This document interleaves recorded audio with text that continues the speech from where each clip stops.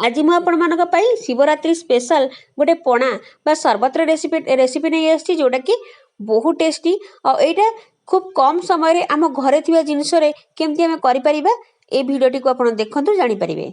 जदि भल लगे लाइक करेंगे शेयर करेंगे चैनल को जदि प्रथम थर पर विजिट कर दयाकोरी सब्सक्राइब करूँ आ पाखरे थी बेल आइकन को प्रेस कर दे मोर आगक आसुवा नुआ नुआ भिडियो नोटिफिकेशन आप सर्वप्रथम पाइपर।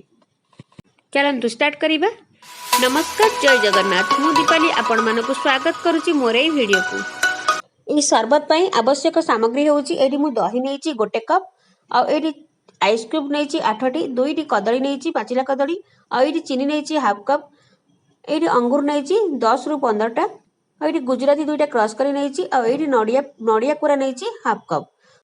शरबत बा पणा बनवाई तो ये मोटे ग्राइंडिंग जार नौ तो से कदली को टिक टिक कर काटिक रखी पकई नवा रखी जो नड़िया मुझे फाड़े नड़िया करके पकईदे आईटी अंगूर पकईदे 10 रु 15टी अंगूर अच्छी ये दही रखी हाफ कप जोटा कि पकईदे तो ये मुझे 2 ग्लास बनईबी तो से अमाउंट रही नहीं देखिए आमर ये शरबत केते क्रीमी क्रीमी लगे बहुत बढ़िया टेक्सचर आसो और बहुत बढ़िया लगे। तो ये आइस क्यूब पकई दूसरी जोटा कि 8 रु 10टी अच्छी आईटी मुझे चीनी पकई दूसरी चीनी मुझे हाफ कप नहीं तो आपण अनुसार मिठा नहीं पारे आईटी मुझे 2टी गुजराती नहीं जोटा कि क्रश कर रखी पकईदे एबे आमे ताको ग्राइंडिंग करके गोटे स्मूथली पेस्ट तैयारी करदबा। एबे देखंतु मु ए 2टी ग्लास नेची ए 2टी ग्लास ने मु सर्व करिवि तो एबे मु कदली जो काटिकी रखितली तो ए ग्लास रे मु किछि कदली पकई दउची 2टी एडी किछि कदली माने काटिकी रखितली ताको एते 2टी पकई दिसला परे ताको ए जो आमे जो ग्राइंडिंग करके आनिथिले जो शरबत को ताको आमे ए 2टा ग्लास रे सर्व करदबा।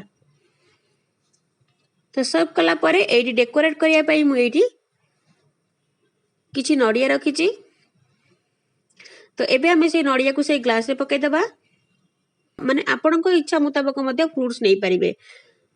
तो ये डेकोरेट करिया पई मध्य आपन डालिंबर यूज करि परिबे चेरी रे मध्य यूज करि परिबे।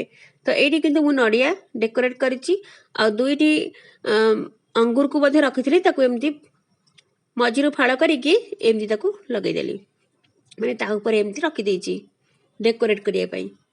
तो एडी मझिरे गोटे कदली मध्य रखिदेली जोटा कि कदली काटिक रखिथिली एडी मु काजू मध्य रखिथिली जोटा कि ताको एबे मध्य सेठी डेकोरेट कर दउछि।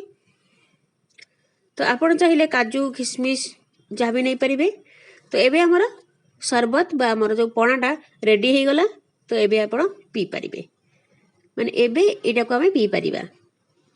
तो ये भली उपाय रे आपण निज घरे बनांतु पियंतु देखिए बहुत बढ़िया लागिवो बहुत टेस्ट अच्छी जोटा कि बहुत बढ़िया लगे और ये साधारणतः उपवास दिन व्रत उपवास यदि करिसेंती किबा बहुत खरा होउची खरारु मध्य आपण यदि आसुचंती तो एई भली भाबरे यदि एमती करिकि ताको बनेकी पीबे देखिए बहुत बढ़िया लगे पूरा आत्मा शांति हो जिवो। आपण मानकु मोर ए रेसिपीटी यदि भल लागिथिबो लाइक करिवे शेयर करिवे चैनल जदि प्रथम थर पई अछथि सब्सक्राइब करिया को जमारु भूलिबेनी। मु पुणी आसीबे नुआ एक वीडियो नै रहउची। नमस्कार जय जगन्नाथ।